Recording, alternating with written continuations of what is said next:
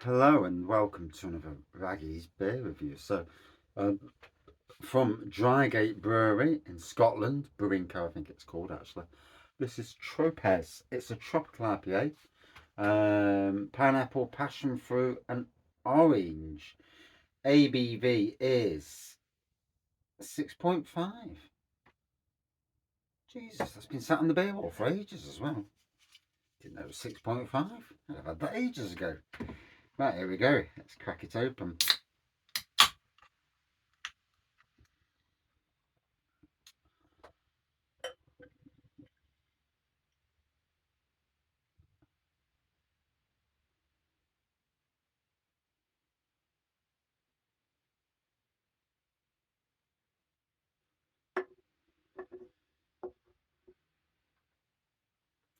So, crystal clear pour. Sporadic carbonation, centimetre of whitehead. And obviously we've got a golden looking pour. I mean, look at the colour. Amazing, isn't it? That looks spot on, that does. Yeah, we definitely get an aroma. What aromas did it say? Passion fruit, pineapple?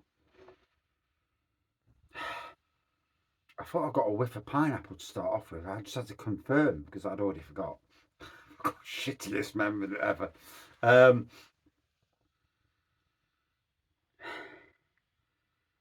I can remember when someone's been funny with me.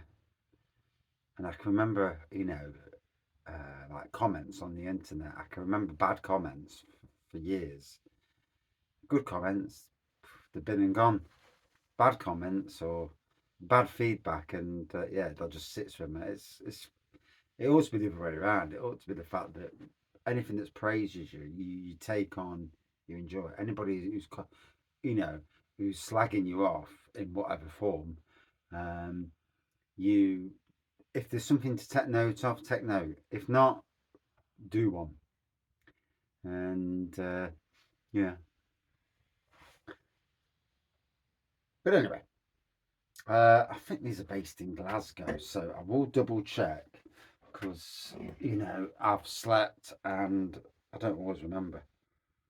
So metal recycles forever. Yes. Products of Scotland. Glasgow, I thought it was, yeah.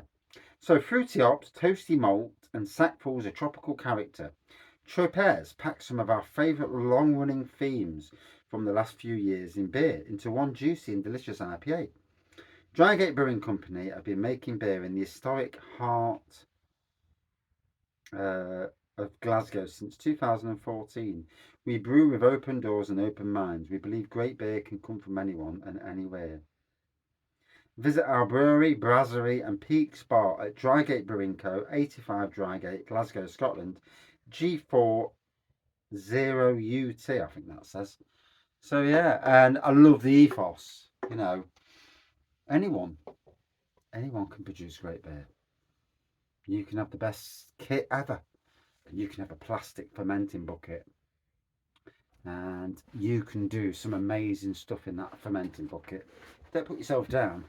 You know, I've made some beers from kits, so the kits are good, but you've still got to get it right in the first place. You've still got to be sterile. You've still got to do certain things at certain times, and maybe you'll play with the kit by adding extra ABV, by sugar or whatever means, or you'll put coffee in if you want to make it a coffee imperial stout. You know, whatever you're brewing, you play around with kits, and that in a lot of ways, kits. Before you go to the grain brewing's okay. However, time spent messing about is a lot.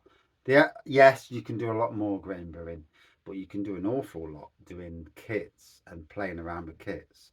So, you know, I've done both sides of the equation. I've got a grain brewing setup, albeit, a very amateurish one, brewing a bag.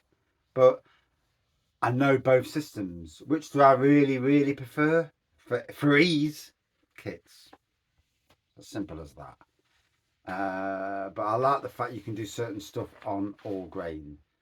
But for kits, when I'm thinking I've got 6 bloody hours of prattling about. And it's you know, if you enjoy that side of things, it's great. But I think of the time I'm spending doing it, and I always seem to not fucking get it to the proper thing. Whereas if it's a kit, you're looking at about 25 minutes. Boof! There it's in. It's in the fermenter. Whoa! And then whether you add essence or whether you add, say, coffee at the start of it to make like a coffee imperial stout. There's lots you can do to play with kits. So yeah, I agree with both sides of the fence, but I also agree that electricity, time spent, pushes you towards kits, because kits, if it's a good kit that you can use as a base and change the hops, which changes flavour and that, there is it's so interesting. Yeah, I get why people do grain brewing. I really get that. I get, you know, what breweries do, but I also understand the beer kit side of things. So I'm not gonna I can't slag either off too much, and I appreciate both sides of the equation. Talk about sitting in the middle. Hey, that's how I am, really. I agree with lots of things in life, and I disagree with lots of things in life. But you know, trying to be right, try to be positive, and all that sort of stuff. And like I've been saying in a lot of beer reviews, that negativity. Um, if I see negative comments, or if I hear negative things about, I'll listen to what's said, as long as it's, you know, fair. And if I'm doing wrong, I'm fair play. I'm wrong, which most of the time I am anyway. But if I'm doing right and someone says I'm wrong, then I'm not bloody listening to you at all. And I think as the channel goes, the channel at the moment is actually working for me, so that's good.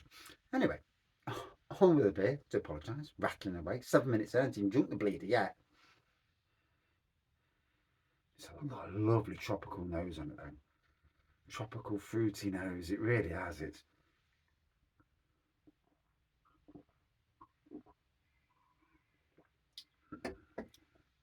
After a long, hard day at work, got to work this morning. Started off blowing, then I went mowing, push mowing. That was knackering. Got that sweat on that. Then again, it was freezing this morning. This afternoon, it's gone up to about, I don't know, about 12, 13 degrees. It's that time of the year where you get a crappy low temperature and a stupidly high day temperature. Yeah, a good day. And then I did ride on mowing, then went back onto push mowing. So, but I've had a good day. Earned some extra pennies, as you do, for my beer hobby. Although these days, cask has taken over a lot of what I do. And as you'll notice on the channel now, cask beer reviews, literally, pub beer reviews are literally 55-60% of the channel now.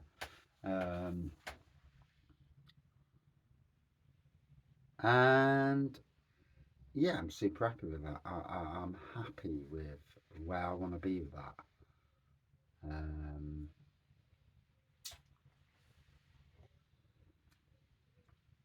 Anyway, back to the beer.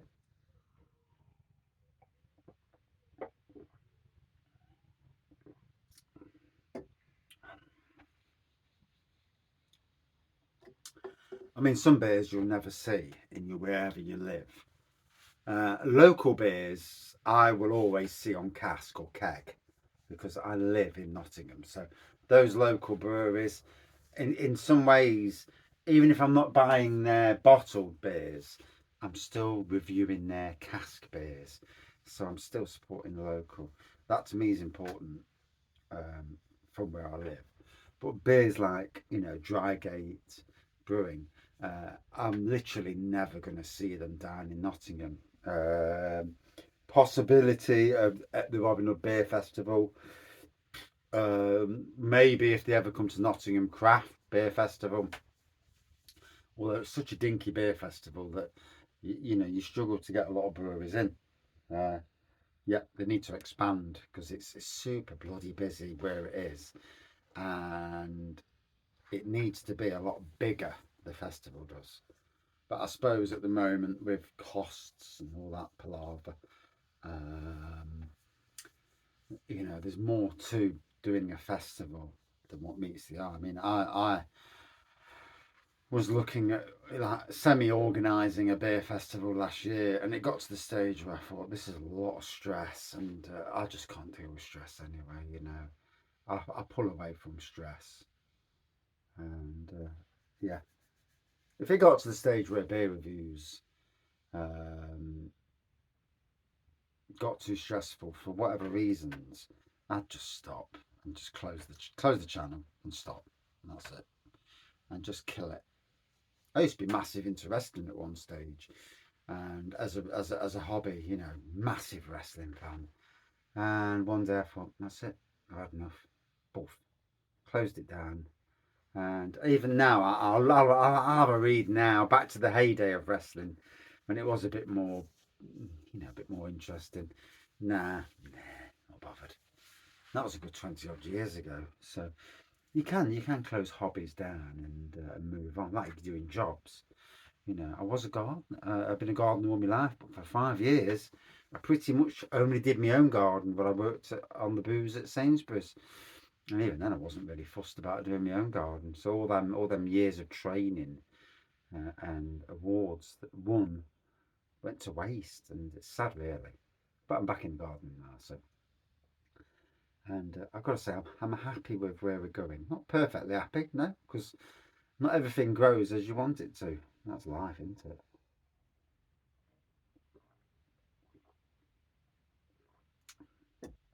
40-year one-off drought last year. Well, hopefully one-off. Um, that kind of stopped and killed a lot of the stuff I put in last year, and a lot of it's not showing up this year. So I presume it's all not died over winter, which means, you know, I'll chuck a load more in and see what sticks. And all grown by myself, all for free. Um, but it all makes my job a bit more interesting, and that I'm happy for. And I've got to the stage that the processes I put in, I do the work at a speed which, you know, is really good, but the quality's there and that. But it's just because I keep everything at a certain quality level, and it all helps in the long run. For instance, mowing your garden every week or 2 weeks, or mowing your garden every 3 months. You know, your grass after 3 months looks awful. Weeds galore. You mow it every 1 or 2 weeks, keeps the finer grasses coming through. Um, Weeding your garden, it's like anything. If you left your house, you didn't hoover your house for 3 months or clean your toilet for 3 months, wow. Yeah, could be a bit ropey.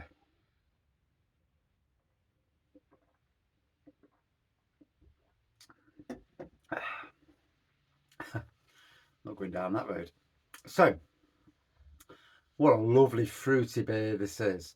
Even though it's a craft beer, it's absolutely crystal clear. You'd think it was a trad beer. But yeah, it certainly delivers on flavour. The passion fruit, the orange, and the pineapple are certainly there in different measures. They float in and float out at times as well. But a really interesting beer. I love the ethos of Drygate. That's what I like. I like to read what breweries put on their bottles. Sadly, some breweries don't put shit on, and it's, you know, but you like to know. You like to know what they're, even if it's rubbish. You like to know what they're saying and what their vision is for the future. We all have a vision, don't we? You know, in life, in my job, I want to provide the best gardens that I can. Um, I was trained by the best, who, you know, winning competitions, East Midlands, Britain in Bloom, European in Bloom, RHS Excellence in Horticulture, and you know, it's paying homage to the people that trained me to be the person I am. Albeit, you know, I haven't got the resources anywhere near the resources we used to have back in the day. So most of it's done by seed that I've even harvested from my own plants. But there's things you do that make the job. And I know someone says, "Oh, you come across as big-headed." No, no, I know what I'm doing, you know, and don't always win. No, sadly, I don't. Really disheartening when you're seeing all your plants die. Like last year, watering for weeks on end, and you know that they're only just keeping alive. And in the end, actually, by giving them what I did, I got 90% of them through. And this year, they're all starting to burst now again. The seasons are so far behind at the moment um, that this bit of a warm patch, everything, all of a sudden, wherever you are in the UK, this warm spell that we're having, this rain, warm, and all of a sudden the plants will go, hey, it's time. And the grass will go, whoa, hey, baby, let's get some growth on. And it'll just absolutely go mad. The difference between last week and this week on the grass at work, it's like that much in a week. And that, you know, it don't take long to get it out of hand. So, yeah. A little bit of gardening, a little bit of beer reviews. You know, it's all different, isn't it? You know? So I've really enjoyed that. It's been sat there a while as well. The ABV 6.5. You would not think it was 6.5. Got to be honest. But I really enjoyed it. A good 4.4 out of 5 for me. And yes, I would drink it again. Like I say, it's not much chance of me getting it on cask or keg in Nottingham. I'm sure Neon Raptor went to Drygate, or one of the locals did. If anybody, it'd be Neon Raptor, because they're everywhere like dog shit. But well, I love what they're doing, you know, and some nice people there. And that's it. Right, we'll go up the arse. I'm going to chill out. And this review's gone on a lot longer than I intended to do. Just because you know, you start rattling. Jesus.